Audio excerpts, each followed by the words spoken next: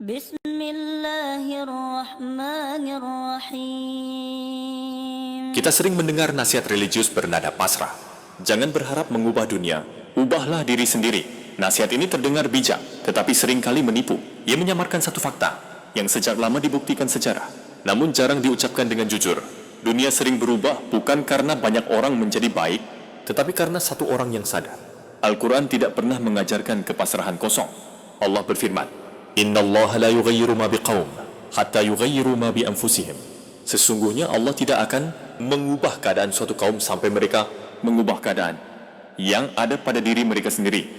QS Ar-Ra'd 11. Ayat ini sering dipersempit seolah hanya berbicara tentang perubahan moral individu.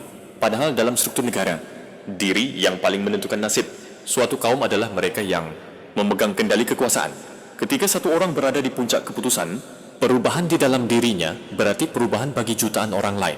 Dalam konteks Indonesia hari ini, suka atau tidak suka, orang itu adalah kepala negara. Dan namanya adalah Prabowo Subianto. Bayangkan Indonesia sebagai kapal raksasa. Penumpangnya 280 juta orang. Awak kapalnya ribuan. Ada yang berdoa, ada yang berteriak, ada yang menulis status panjang di media sosial. Namun arah kapal tetap ditentukan oleh satu tangan di kemudi. Dan tentang tangan yang memegang kemudi itu, Al-Quran memberi peringatan tegas.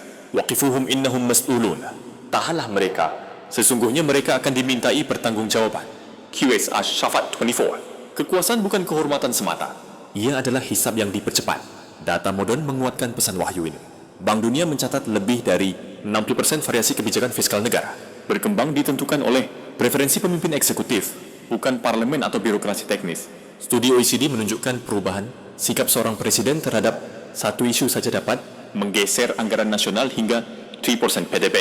Di Indonesia, itu berarti ratusan triliun rupiah, angka yang bisa mengubah nasib jutaan orang, atau sebaliknya, mengunci penderitaan mereka untuk waktu yang panjang.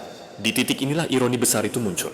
Atas nama diplomasi global dan Board of Peace, Presiden Prabowo dikabarkan mengalokasikan atau menjanjikan dana hingga 1,7 triliun untuk agenda perdamaian internasional yang melibatkan tokoh dunia, seperti Donald Trump. Secara simbolik, ini dipresentasikan sebagai kontribusi Indonesia bagi perdamaian global.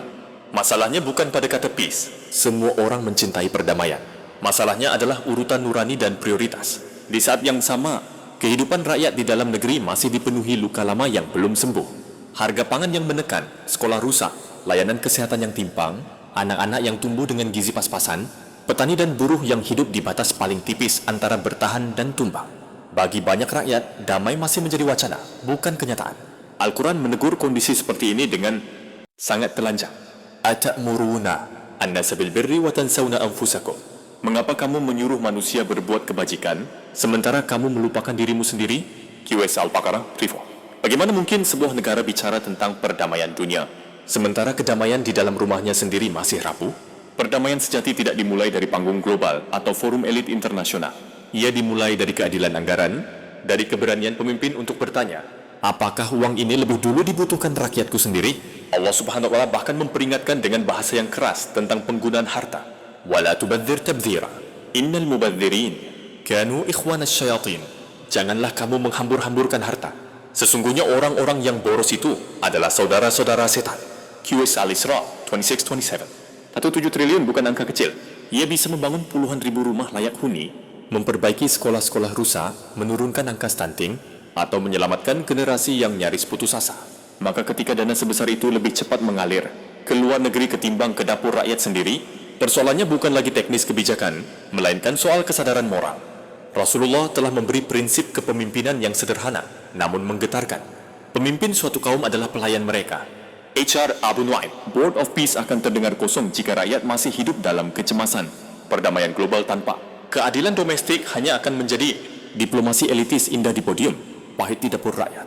Karena itu, menyadarkan seorang kepala negara adalah kerja politik paling realistis, sekaligus paling sulit. Bukan untuk menjadikannya malaikat, tetapi untuk mengingatkannya bahwa satu keputusan bisa menjadi sebab rahmat atau sebab lana. Satu pidato bisa menenangkan bangsa atau menyalakan ketakutan. Allah telah menutup semua alasan dengan satu prinsip dasar. Innallaha ya'muru bil adli wal ihsan. Sesungguhnya Allah memerintahkan keadilan dan kebaikan. Qis An-Nahl 9. Keadilan selalu dimulai dari yang paling dekat, dari rakyat sendiri.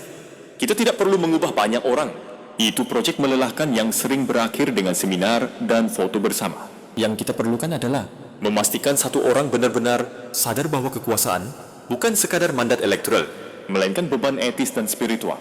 Karena sejarah dan langit tidak mencatat berapa banyak forum perdamaian yang dihadiri, tetapi keputusan apa yang diambil ketika kekuasaan berada di tangan dan nurani diberi pilihan.